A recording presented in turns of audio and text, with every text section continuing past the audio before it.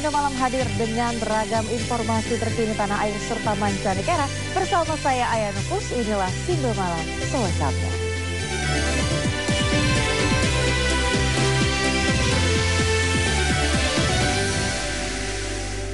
Pemirsa, lebih dari 100 rumah hangus dilalap si jago merah dalam kebakaran yang melanda permukiman padat di Manggarai, Jakarta Selatan. Sementara itu sekitar 3.000 jiwa terdampak dan mengungsi ke sejumlah lokasi pengungsian.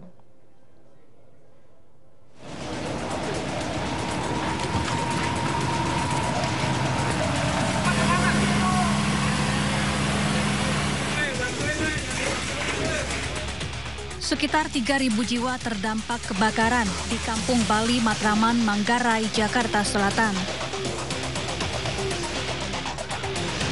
Rumah mereka kini telah hangus dan hanya menyisakan puing-puing bangunan.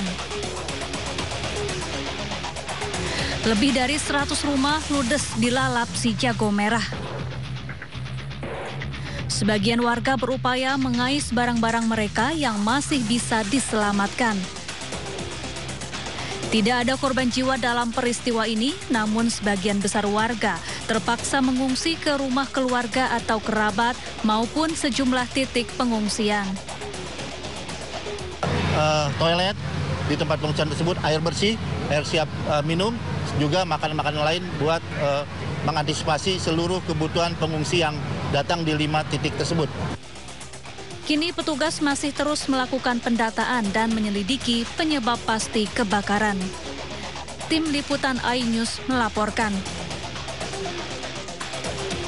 Kebakaran yang di Manggarai sudah ditangani dari damkar, 25 unit pemadam kebakaran sudah dikerahkan di sana.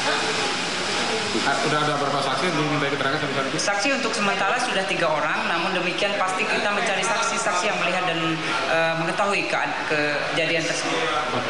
Rencana penyelidikan ke depan seperti apa dari Polres? Dari Polres Jakarta Selatan oleh TKP pastinya, kemudian mengumpulkan barang bukti, kemudian pemicu terjadinya kebakaran itu yang kita gali dan kita dalami dan kita cari pasti. Ya pemirsa, ratusan warga mengungsi di pelataran stasiun Manggarai, tepatnya di jalur pemberangkatan KRL Bandara Suta. Mereka membawa barang seadanya, diantaranya sejumlah perlengkapan tidur dan pakaian ganti. Total warga yang terdampak kebakaran permukiman pada penduduk mencapai 1.000 kepala keluarga atau sekitar 2.500 hingga 3.000 jiwa. Warga pun kini mengungsi sementara di halaman stasiun kereta api Bandara Manggarai sebelum nantinya dipindahkan ke 5 titik posko pengungsian.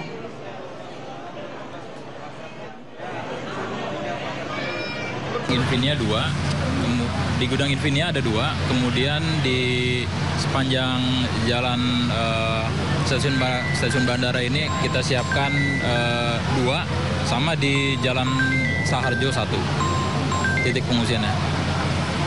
Stasiun ini enggak, ini di jalanannya, ya bukan di sini karena kalau di sini mengganggu aktivitas stasiun bandara, tapi di jalanan. Tadi kurang lebihnya sekitar 1.000 kakak dan kurang lebihnya 2.500 sampai 3.000 jiwa. Ya pemirsa, pemeran pria dalam video asusila yang melibatkan anak vokalis band ternama Ade ditangkap polisi. Pelaku sengaja menyebarkan video syur tersebut akibat sakit hati usai diputus cintanya oleh Ade.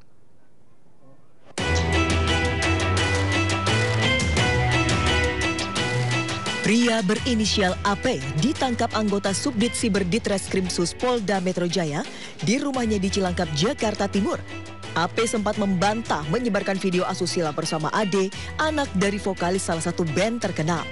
Namun setelah penyidik menggeledah kamarnya dan menemukan beberapa bukti, pemeran pria dalam video asusila tersebut akhirnya pasrah digelandang petugas ke Polda Metro Jaya. Barang bukti yang disita polisi diantaranya 2 telepon genggam, rekaman video asusila, laptop dan akun email yang digunakan untuk menyebarkan video asusila. Kepada polisi, AP mengaku sakit hati lantaran diputuskan oleh Ade. Ia menyebarkan video syur tersebut ke platform X untuk mempermalukan Ade. Karena tersangka AP sakit hati ya setelah diputuskan oleh saksi AD, sehingga tersangka AP ini ingin mempermalukan saksi AD. Saat ini tersangka AP telah ditahan di rutan Mapolda Metro Jaya dan dijerat dengan pasal berlapis dengan ancaman hukuman 10 tahun penjara. Dari Jakarta, Dan Helmi Sajangbati, iNews melaporkan. Pemirsa, Kapolsek Prajurit Kulon Mojokerto, Jawa Timur ditemukan tewas tak wajar. Jasadnya ditemukan tergantung di dalam rumah.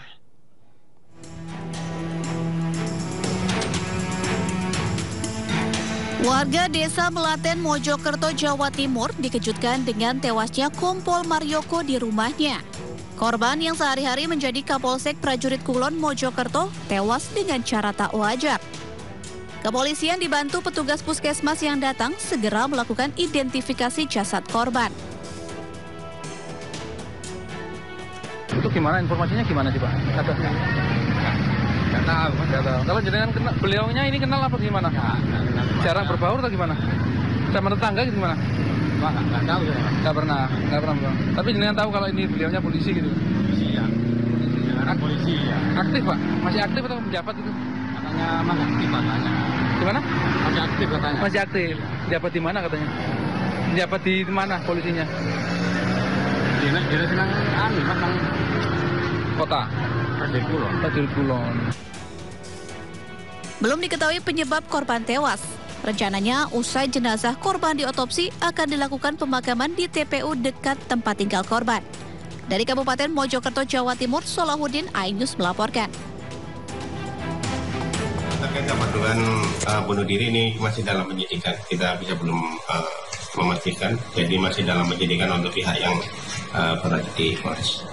Ya memang selama ini penyakit yang diderita apa nih? Penyakit yang diderita saat ini Bapak beliau darah tinggi dan pernah kejadian beberapa kali stroke ringan dan pernah dirawat di rumah sakit. Seperti itu. Berarti karena sakit kan ya? Karena sakit. Untuk masih didalami terkait dengan dugaan untuk terkait bunuh diri masih dalam penyidikan, kita belum berani memastikan karena masih dalam penyidikan.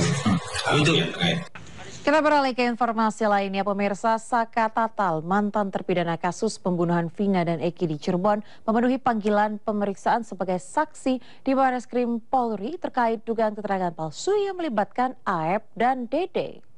Dan proses Aep bebaskan 7 terpidana. Ya, pemirsa, Saka didampingi tim pengacaranya tiba di gedung Barreskrim pada pukul 12 siang.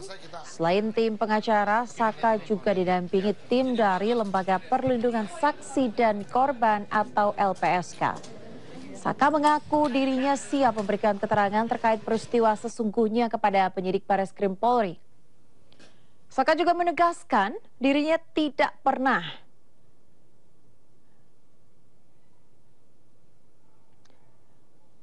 pemirsa, dirinya juga membantah disebut berada di lokasi kejadian tempat Vina dan Eki ditemukan. Sementara kuasa hukum Saka, Farhad Abbas, mengungkapkan timnya membawa sejumlah barang bukti berkas pada 2016 lalu yang akan disampaikan ke penyidik. Salah satunya bukti percakapan telepon antara Widi dan Vina sebelum kematian Vina.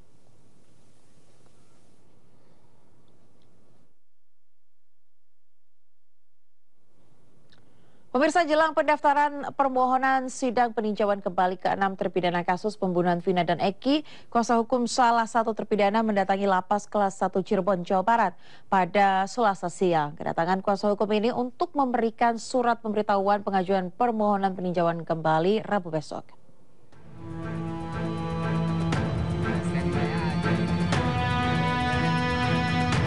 Tim kuasa hukum Rivaldi Aditya Wardana atau Ucil, terpidana kasus pembunuhan Vina dan Eki, mendatangi Lapas Kelas 1 Cirebon, Jawa Barat Selasa siang. Kedatangan kuasa hukum untuk memberikan surat pemberitahuan bahwa 6 terpidana kasus pembunuhan Vina dan Eki akan mengajukan peninjauan kembali di Pengadilan Negeri Kota Cirebon. Tim kuasa hukum mengirimkan surat kepada Polda Jawa Barat serta Kementerian Hukum dan HAM agar ke-6 terpidana segera dikembalikan di Lapas Kelas 1 Cirebon.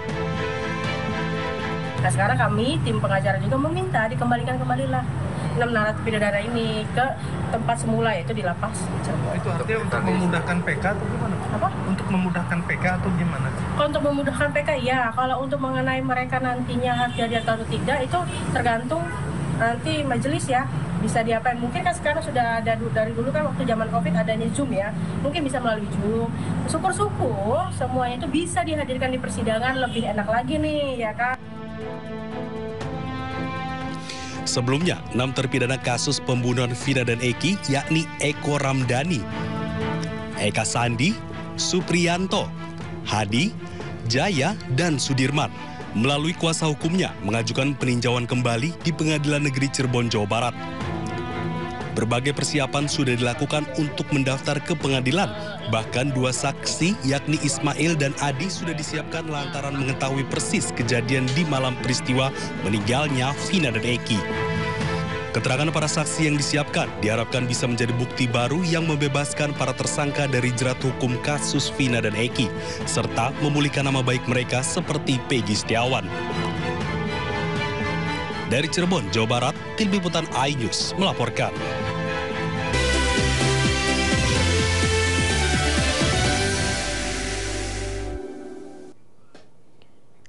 Anda kembali di Sindo Malam bersama saya Aya Nufus. Pemirsa, menindaklanjuti pengunduran diri Erlangga Hartarto malam ini Partai Golkar akan menggelar rapat pleno di kantor DPP. Adapun salah satu agendanya terkait memilih pelaksana tugas Ketua Umum Golkar.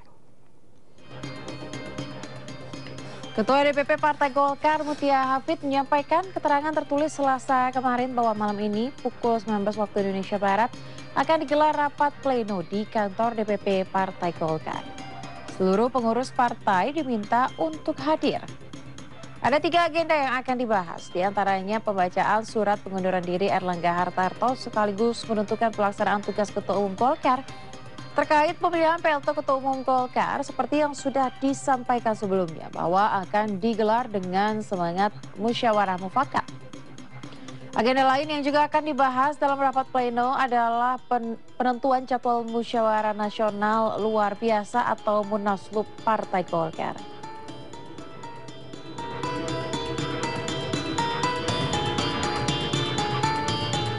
Pemirsa, rapat pleno Partai Golkar memutuskan Agus Gumiwang Kartasasmita sebagai PLT Ketua Umum Partai Golkar. Tugas utama yang akan diemban Agus Gumiwang untuk menggelar Rapimnas dan Munas Partai Golkar untuk menentukan Ketua Umum definitif.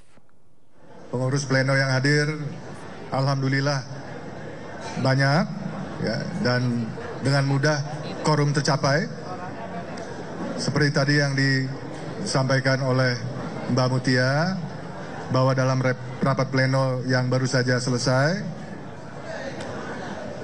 secara musyawarah dan mufakat,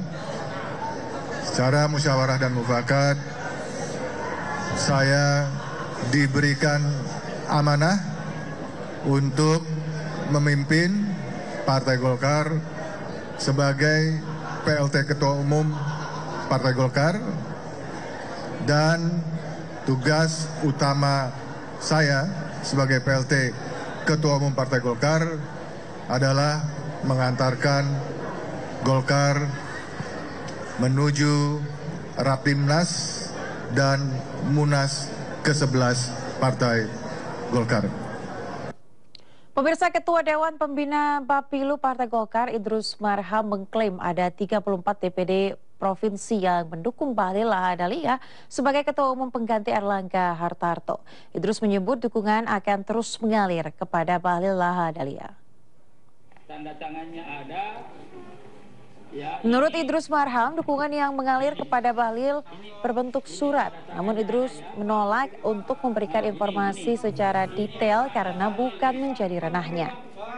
Idrus juga menjabarkan beberapa faktor yang dimiliki Bahlil sehingga pantas menduduki kursi nomor 1 di Partai Golkar. Di antaranya, pemirsa, yakni kiprah Bahlil sebagai Menteri Investasi, kemudian prestasi dan juga komunikasi yang dianggap mumpuni selama menjadi kader Golkar. Bahlil juga dinilai memiliki modal sosial dan kompetensi yang cukup untuk memimpin Golkar. Hal itulah yang membuat Bahlil mendapat dukungan dari 34 DPD provinsi. Ini tahun 2009. Kita berterima kasih dong. Kalau misalkan Pak Jokowi menghargai kader Golkar yang namanya Bahlil. Tidak atas nama Golkar, tetapi karena kemampuan individu, kompetensi dirinya. Mestinya kan kita terima kasih. Kan itu gitu loh. Nah ini saya kira, sehingga dengan demikian, belum lagi, nah ini yang paling menarik nih. Saya ditelepon beberapa DPD 1. Ini bagus juga nih Kanda. Saya bilang, apa bagusnya?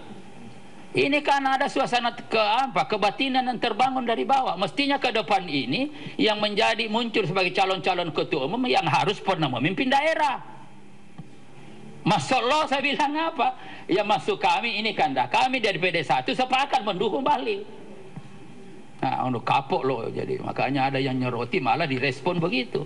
Jadi mestinya aspirasinya ke depan, kalau mau syarat mutlaknya adalah yang menjadi ketua umum harus pernah memimpin daerah.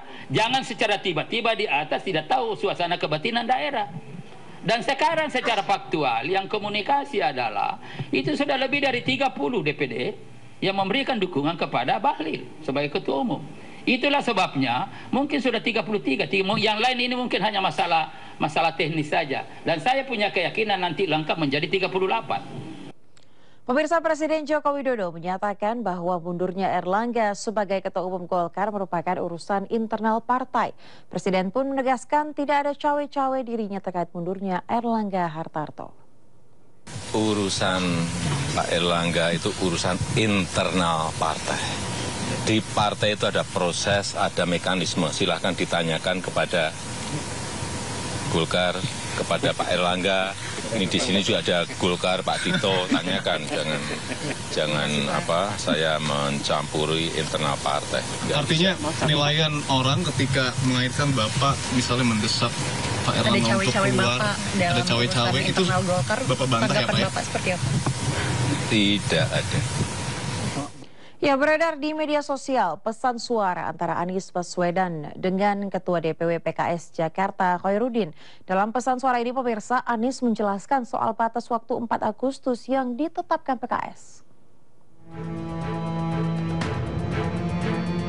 Rekaman suara ex-Gubernur DKI Jakarta Anies Baswedan yang kaget dengan tenggat waktu 4 Agustus. Anies juga klarifikasi bahwa tidak ada pembahasan soal adanya batasan 40 hari untuk mencari dukungan partai. Sama sekali kita tidak membahas soal 40 hari dan lain-lain. Cuma saya kaget aja mendengar jubir-jubir PKS di media mengatakan tenggat waktu 40 hari, lalu deadline 4 Agustus sebagai deadline cari partai lain. Mengapa kaget? Karena memang tidak pernah dibahas ya. Dan setahu saya memang tidak pernah ada deadline soal SK dari partai lain. Yang ada adalah soal apakah setuju dengan Pak MSI sebagai pasangan. Dan itu juga seperti saya bilang tadi ya Pak, sudah disampaikan 31 Juli, 4 hari lebih awal dari yang diminta. Pernyataan terkait batas waktu dinyatakan oleh jubir PKS Muhammad Khalid.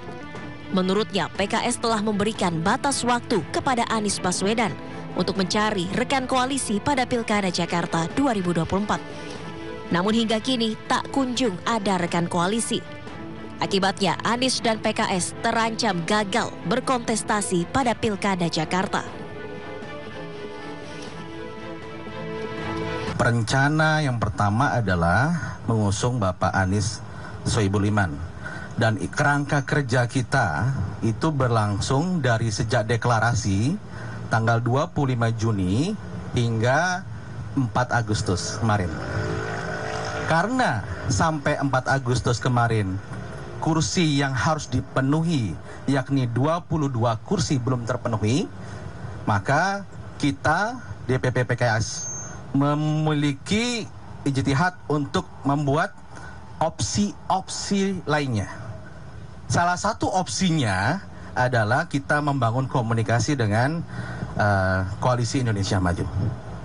Sampai tahapan mengkaji, membahas opsi alternatif ketika pasangan aman ini tidak bisa berlayar karena kekurangan kursi. Padahal PKS merupakan partai pemenang Pilkada 2024. PKS pun hanya butuh 4 kursi untuk mengusung calonnya sendiri. Sementara di sisi lain Golkar yang tergabung dalam Koalisi Indonesia Maju telah mengusung Ridwan Kamil sebagai bakal calon gubernur di Pilkada Jakarta. Sementara itu juru bicara Anies Baswedan Angga Putra Fidrian membenarkan rekaman suara tersebut merupakan Anies Baswedan.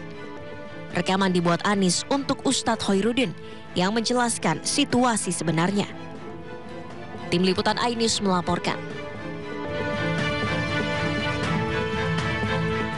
Ya pemirsa, Presiden Joko Widodo memberikan pengarahan kepada gubernur, wali kota, dan juga bupati se-Indonesia di Istana Garuda, Ibu Kota Negara Nusantara. Presiden Jokowi bicara soal Istana Presiden Jakarta yang merupakan bekas kolonial Belanda.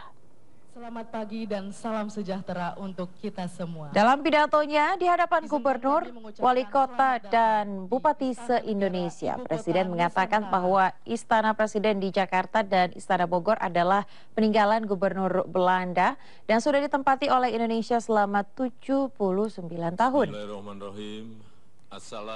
Jokowi mengatakan ia merasakan bau-bau kolonialisme di Istana Presiden, baik di Jakarta maupun di Istana Bogor. Selamat pagi, salam sejahtera bagi kita semuanya. Shalom, Om Swastiastu. Jadi kalau istana kita yang ada di Jakarta, yang ada di Bogor, itu adalah istana bekas kolonial yang dulunya dihuni, jadi di Istana Negara itu dihuni oleh Gubernur Jenderal Peter Gerardus van Overstraten. Kemudian Istana Merdeka, saya juga kaget ternyata Istana Negara dan Istana Merdeka berbeda. Dihuni oleh Gubernur Jenderal Johan Willem van Landsberg.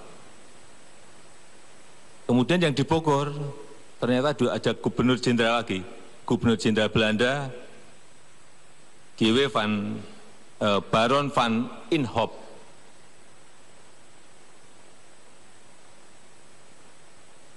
Saya hanya ingin menyampaikan bahwa itu sekali lagi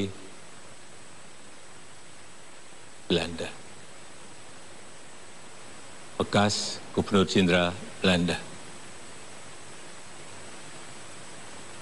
Dan sudah kita tempati 79 tahun. Di bau-baunya kolonial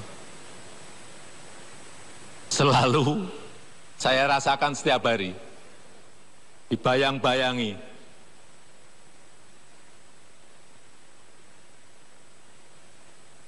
Dan sekali lagi kita ingin menunjukkan bahwa kita punya kemampuan untuk juga membangun ibu kota sesuai dengan keinginan kita, sesuai dengan desain kita, tetapi memang masih memerlukan waktu yang panjang.